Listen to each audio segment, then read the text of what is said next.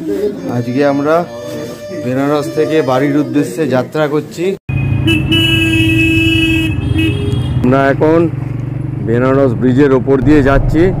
কিছুক্ষণ আগেই রাস্তাতে আমরা বৃষ্টি পেয়েছি।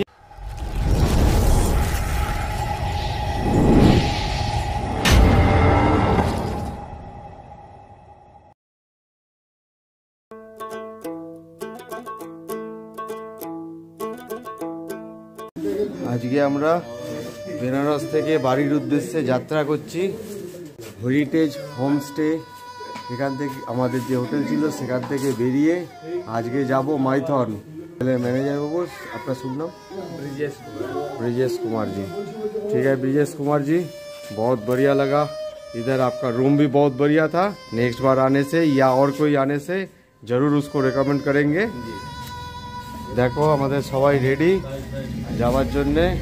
বিক্রম দা ready, Priyanka madam ready, Partha বন্ধু সবার ready. Good morning. Rider girl Pahi ready, ফটকা রেডি, ম্যাডাম রেডি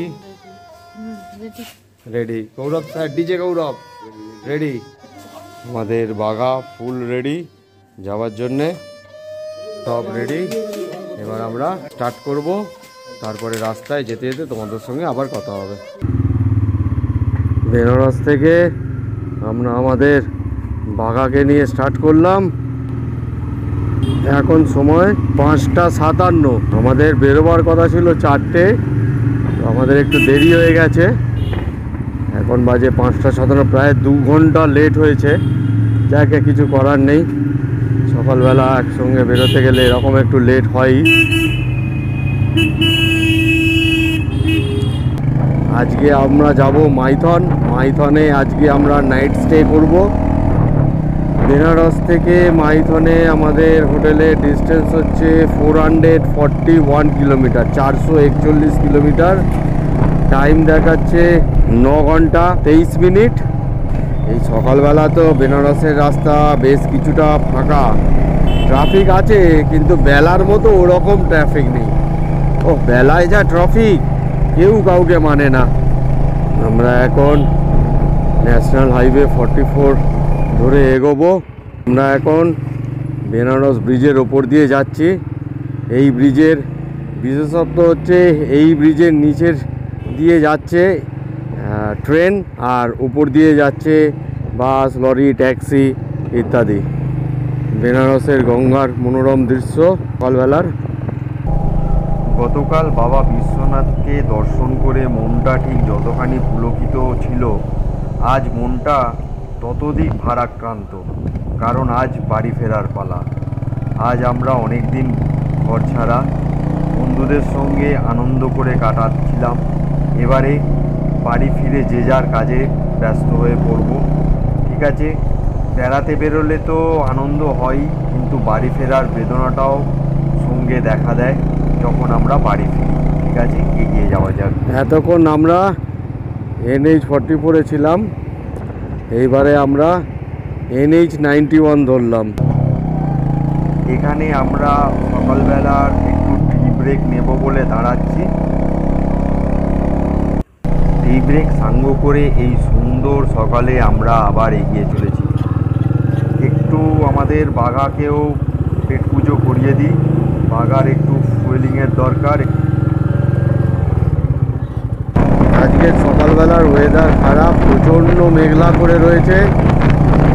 গতকাল বারাণসীতে তো প্রচণ্ড বৃষ্টি হয়েছিল, কিছুক্ষণ হয়েছে কিন্তু ভালো পরিমাণেই বৃষ্টি হয়েছিল, যার ফলে আজকে টেম্পারেচারও অনেকখানি ডাউন হয়ে গেছে। এই যে আজকে আর সব পতাকা লাগানো নেই, একমাত্র আমারটা ছাড়া, কেননা সবারই পতাকার লাঠি ভেঙে গেছে। সামনে হচ্ছে পার্থ, তারপরে বিক্রমদা, তারপরে গৌরব, শাহবাবু। বাড়ির পথে ফিরে চলেছি NH 19 ধরে। কিছুক্ষণ আগেই রাস্তাতে আমরা বৃষ্টি পেয়েছি। আমরা এখন এসেছি দিলবার সিং লাডি গুলশা পাঞ্জাবি ধাবাতে। বিহারে প্রবেশ করেছি। এইখানেই আমরা আমাদের সকালের ব্রেকফাস্ট করব। ব্রেকফাস্ট করে তারপরে আমরা আবার এগিয়ে যাব আমাদের গন্তব্যের দিকে, অর্থাৎ মাইথনের দিকে। আমাদের পার্থ বন্ধু সবার কি হলো ভাই? খারাপ, যা বৃষ্টি হচ্ছে আর মানে চোখ মুখ একদম ঘুমে ফেটে যাচ্ছে। আর তার উপরে আবার হঠাৎ করে প্রচণ্ড ঘুম লাগতে শুরু করে দিয়েছিল। হ্যাঁ, আমার তো একবার চোখ বন্ধ হয়ে আসছিল মনে হচ্ছিল। আমি তো মনে হয় 2 সেকেন্ডের জন্য মনে হয় চোখটা বন্ধ করে চালাচ্ছিলাম, তারপর তো আমাদের ছোট পটলা বাবু এখন উপর থেকে লাফাবে নাকি সেটাই চিন্তা ভাবনা করছে। কি করবে ও ভেবে পাচ্ছে না। ও আবার আসবার সময় দুটো ও ময়ূর দেখেছে। হ্যাঁ,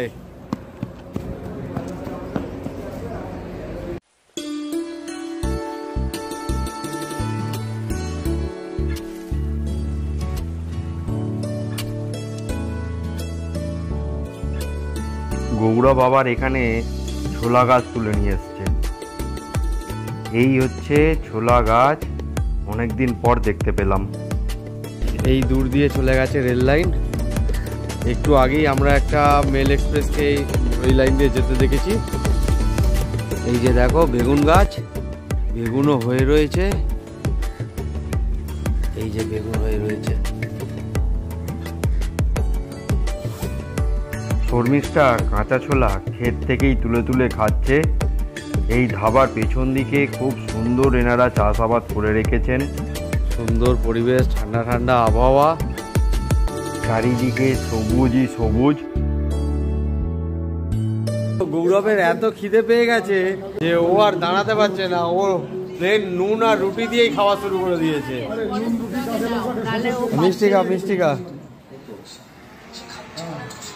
ব্যাস, এরা এদের কাজ শুরু করে দিয়েছে। দুজনে দুটো ফোন দুদিক থেকে নিয়ে বসে গেছে।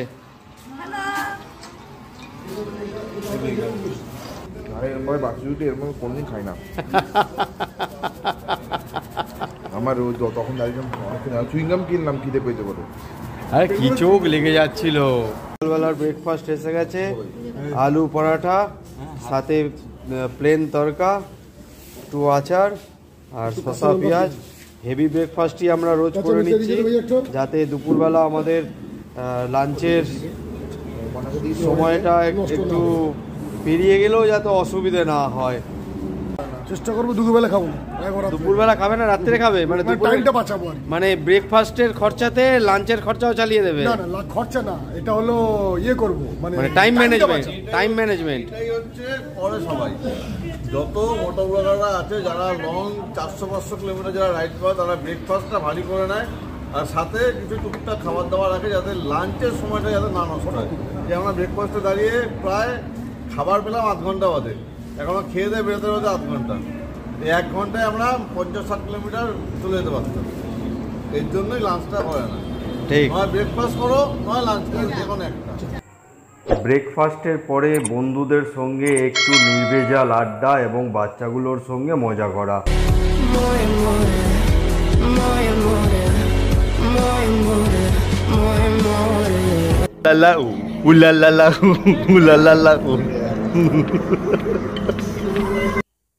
দিলবাগ সিং পাঞ্জাবি ধাবাতে আমাদের সকালবেলার ব্রেকফাস্ট সাঙ্গ করে আমরা অনেকখানি রেস্ট নিয়ে বেরিয়ে পড়েছি আবার আমাদের পরবর্তী গন্তব্য অর্থাৎ মাইথনের উদ্দেশ্যে। এই দিলবাগ সিং ধাবাতে আমাদের সাহাবাবুর শরীরটি হঠাৎ খারাপ হয়ে পড়েছিল, তো সেই জন্যে আমরা ওখানে অনেকখানি রেস্ট দিয়েছিলাম ওনাকে। আর এছাড়া পার্থরও সকাল থেকে জ্বর, তো জ্বরের জন্য ও একটু খুবই টায়ার্ড ফিল করছিল বলেও ওকে আমরা রেস্ট দিয়েছিলাম। তাছাড়া এই সুন্দর ঠান্ডা ঠান্ডার ওয়েদারে বাইক চালাতে চালাতে আমাদেরও প্রচণ্ড ঘুম পেয়ে যাচ্ছিল, তাই আমরাও একটুখানি রেস্ট নিয়েছি। রেস্ট এইসব করতে করতে আমাদের অনেকখানি সময় চলে গেছে, কিন্তু কিছু করার নেই, কারণ শাহবাবু যতক্ষণ না ভালো ফিল করছিলেন ওনাকে নিয়ে তো বেরোনো সম্ভব নয়। এখন উনি একটু ভালো ফিল করতে ওনাকে নিয়ে আমরা আবার এগিয়ে চলেছি মাইথনের উদ্দেশ্যে। রাস্তার মাঝখানে আর কোথাও যদি কোনো অসুবিধা না হয়, অর্থাৎ শাহবাবুর শরীর যদি খারাপ না হয়, তাহলে আমরা এগিয়ে যাব মাইথনের উদ্দেশ্যে। আর যদি দেখা যায় যে শাহবাবুর শরীর আবার খারাপ লাগছে, তাহলে আমরা রাস্তারই মাঝখানে অন্য কোনো হোটেলে থেকে যাব। আর বন্ধুরা দেখো, রাস্তা তো নতুন এখানে হয়েছে, রাস্তার কন্ডিশান খুবই ভালো। NH-19 কন্ডিশান এখানে খুবই ভালো। বাইকও খুব সুন্দরভাবে এগিয়ে চলেছে আমাদের, কিন্তু রাস্তার মধ্যে অনেক ডাইভারশন রয়েছে, যার ফলে একটু এঁকে বেঁকে আমাদের যেতে হচ্ছে। রাস্তায় যেহেতু কাজ হচ্ছে, ডাইভারশন তো থাকবেই। তো তোমরা এই রাস্তায় আসলে ডাইভারশনগুলো অবশ্যই খেয়াল রেখে এগিয়ে যাবে। এছাড়া রাস্তার কন্ডিশান খুবই ভালো, এবং আজকে সকালবেলার ওয়েদার, যদিও এখন আর সকাল নেই, এখন দুপুর হতে চলেছে, তো ওয়েদার এখনও পর্যন্ত বেশ ঠান্ডা ঠান্ডা রয়েছে। ঠিক আছে বন্ধুরা, আমাদের সাথে থাকো আর দেখতে থাকো সপ্তশ্রী ব্লগ। আর অবশ্যই আমাদের চ্যানেল তোমরা সাবস্ক্রাইব করো, লাইক শেয়ার কমেন্ট করো এবং প্রচুর প্রচুর শেয়ার করো। ঠিক আছে বন্ধুরা, চলো এগিয়ে যাওয়া যাক। আহা, কি সুন্দর নির্মল আকাশের সৌন্দর্য! এই জন্যেই আমরা বাইকে করে রাইড করতে পছন্দ করি। সুন্দর ভিউ দেখলাম, দাঁড়িয়ে গেলাম, এনজয় করলাম সেই ভিউটা, তারপরে আবার এগিয়ে চললাম পরবর্তী গন্তব্যের দিকে। প্রিয়াঙ্কা ম্যাডাম, একটুখানি ভিনাতে ক্লাসিক্যাল ইনস্ট্রুমেন্টাল চালাও তো, শুনতে শুনতে এগিয়ে যাই। অনেকক্ষণ বাইক চালাচ্ছি, বোর লাগছে খুব।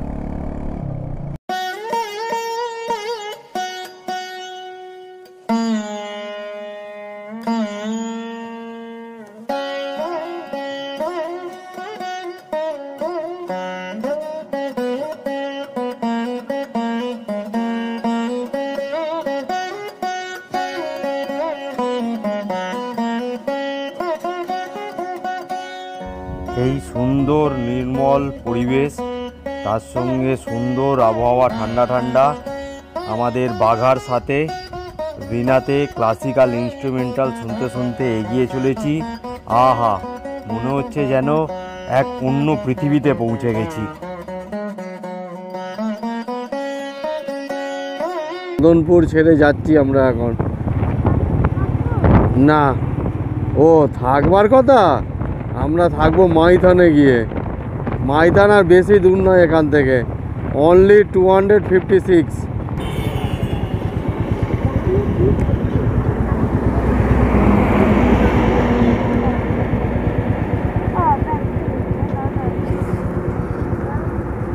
হ্যাঁ, সুইংগাম আছে। রাস্তার ধারের দোকানে দাঁড়িয়ে প্রচণ্ড ঘুম পাচ্ছে সবার। 3 सेंटर फ्रेश दीजिए। আর বুমার কে হ্যাঁ, পাহির বায়নার সঙ্গে ভালোই হলো আমাদেরও। বুমার दीजिए, বুমার বুমার है ना, कितना বুমার एक दीजिए। আজকে 4 নম্বর টোল প্লাজা। এই জায়গাটার নাম কি আমি সঠিক বলতে পারবো না। এই টোল প্লাজাটা পার করে আমরা এগিয়ে চলেছি মাইথনের উদ্দেশ্যে। পাহি তো পেছনে বসে একদম আরামসে ঘুমোচ্ছে, মাঝে মাঝে এদিক ওদিক একটু হেলে পড়ছে। প্রিয়াঙ্কা ম্যাডাম ওকে সামলাচ্ছে পেছনে বসে। এখন গোধূলি লগ্ন, খুব সুন্দর আকাশ, পরিষ্কার দেখা যাচ্ছে, কি সুন্দর আকাশের রং। আর আমাদের বাঘাও দৌড়চ্ছে খুব সুন্দর স্পিডে। বন্ধুরা দেখো, এখন বাঘার স্পিড 100 কিলোমিটার/আওয়ার। চল বাঘা, চল দৌড়ো, অনেক দিন পরে এইরকম দৌড়োবার সুযোগ পেয়েছিস। চল বাবা, এগিয়ে চল। আর কিছুক্ষণের মধ্যেই সন্ধে হয়ে যাবে। সেফটির কারণে সন্ধেবেলা বা রাত্রিবেলা আমরা আর কোনো ভিডিও করব না। আমরা মাইথনে পৌঁছে যাব আর হয়তো 1.5-2 ঘন্টার ভেতরেই। আমাদের অনেকখানি দেরি হয়ে গেছে, তার কারণ হচ্ছে দিলরুবা পাঞ্জাবি ধাবাতে যেহেতু সাহাবাবুর শরীর খারাপ হয়েছিল এবং পার্থর যেহেতু সকাল থেকে জ্বর ছিল, সেই জন্যে ওদেরও একটু রেস্টের প্রয়োজন ছিল, তার সঙ্গে আমাদেরও প্রচণ্ড ঘুম পাচ্ছিল। আমরাও সেই জন্যে ওখানে একটু রেস্ট নিয়ে আবার এগিয়ে চলেছিলাম মাইথনের উদ্দেশ্যে। ঠিক আছে বন্ধুরা, তোমরা এই সিরিজটার শেষ পর্যন্ত আমাদের সাথে থেকো আর আমাদের খুব খুব সাপোর্ট করো আর এনজয় করো সপ্তশ্রীর ব্লগ। দেখা হচ্ছে আগামীকাল সকালবেলা মাইথনে। ততক্ষণ পর্যন্ত টাটা, গুড বাই।